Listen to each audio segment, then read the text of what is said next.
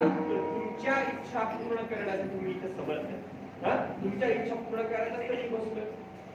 काय अधिकार संपादन करायचा तेव्हा सांगा. सांगा म्हटल्यानंतर भगवंताने सांगितलं पहिला अधिकार काय असा, याल तरी या रे. यायचं असेल तर या. मी काही बळजबरी करत नाही. पुन्हा म्हणाले कृष्णाने सांगितलं आम्हाला, मी काही बळजबरी करायला येत नाही. याल तरी या रे. तुमची जर तयारी असेल, तुम्हाला यायचं असेल तर या. मी काही म्हणत नाही. उद्या पुन्हा तुम्ही म्हणाल की देवा आम्हाला खायचंय पण तुम्हाच्याच घरात चोरी करायला, हे चालणार नाही. मी ज्या घरात सांगितलं त्या घरात आपल्याला चोरी करायला पाहिजे. मग असं असेल, तुम्हाला यायचं असेल तर या, मी तर जाणार. मग सगळे म्हणाले देवा तू म्हणशील तसं, तू म्हणशील तसं. तू आमचा प्रमुख आहेस, तू आमचा नेता आहेस, तू आमचा म्होरक्या आहेस. आणि मग म्होरक्याचं ऐकावं लागतं.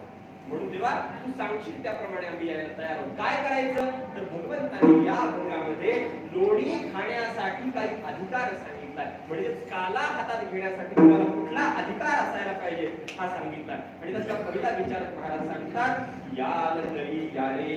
तुम्हाला यायचं असेल तर या. या म्हटल्यानंतर इथे बळजबरी नाही बरं. बळजबरी कोणाच्या मालमुठीला पकडून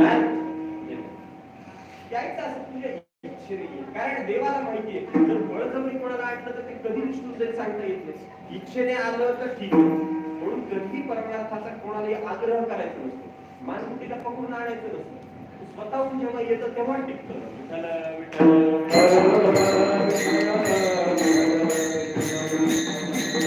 त्याचप्रमाणे भगवंताने सांगितलं याल तरी यायला लागेल. तुम्ही जर येण्याची तुमची मनापासून इच्छा असेल ना तर तुम्ही या. आणि या म्हणाले येतो येतो म्हणाले तुम्ही चालायला लागले देवाच्या पुढे, देवाच्या सोबत चालायला लागले. देवाने मागे पाहिलं, मागे पाहिलं तर देव आहेत गाव बाहेरच्या नातून गेलो आणि गोपाळ गावात चालेल का? देव म्हणाले असं असतं का कुठं आई तुझी देवा रात्रभरची मिळत चालू पाय दुखले देवा हळूहळू चालतो जरा. देव म्हणाले असं चालत नाही. काला पाहिजे ना याल तरी या रे लागे. गाई गाईने चालावं लागतं, असं चालत नाही महाराज. तुम्हाला जर चालायचं असेल, तुम्हाला जर यायचं असेल, माझ्यासोबत जर चालायचं असेल तर तुमची गती चालणार नाही. इथे भगवंताच्या गतीने चालावं लागतं. तुम्हाला जर या संसारातून बाहेर पडायचंय, तुम्हाला जर माझ्या हाताने प्रसाद घ्यायचा असेल तर तुम्हाला तुमच्या गतीने येऊन चालत नाही, तुम्ही माझ्या गतीने चाला. मी ज्याप्रमाणे चालतोय ना त्या गतीने, मराठीत सांगू का, त्या स्पीडने चाला, त्या गतीने चाला. आणि मग माझ्या सोबत या. आणि कसे या? घाई करा, घाई करा आणि लागे लागे माझ्या सोबत या. भगवंताने जेव्हा सांगितलं लागे लागे या, सगळे यायला लागले. सगळे घाई घाई घाई घाई चालायला लागले. पण चालता चालता देवाच्या लक्षात आलं, अरे यांना सांगितलं घाई घाईने चाला, पण सगळे माझ्या पुढे निघून गेले. सगळे निघून गेले.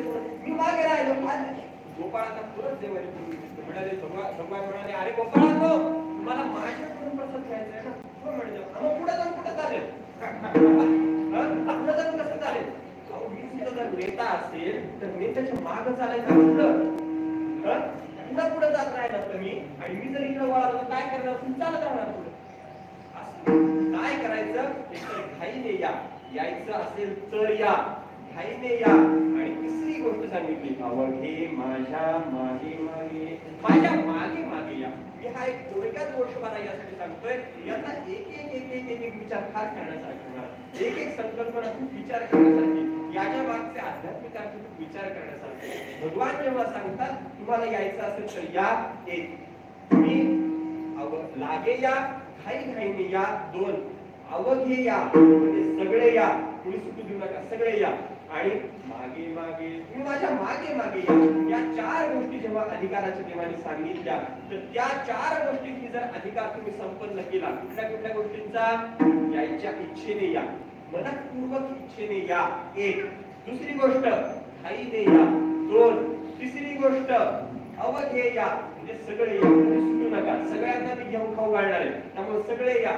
आणि काय करायची चौथी गोष्ट? तर भगवंताच्या मागे मागे. विठ्ठल विठ्ठल.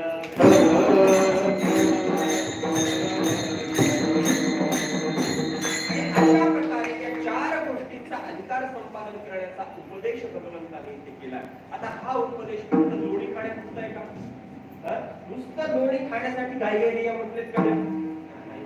याच्या मागे काहीतरी आध्यात्मिक अर्थ असतो. जेव्हा संत भगवंताचा उपदेश जेव्हा सांगतात किंवा संतांचा एक एक शब्द जो असतो महाराज त्याच्या मागे एकेका शब्दामागे इतका अर्थ गंभीर अर्थ असतो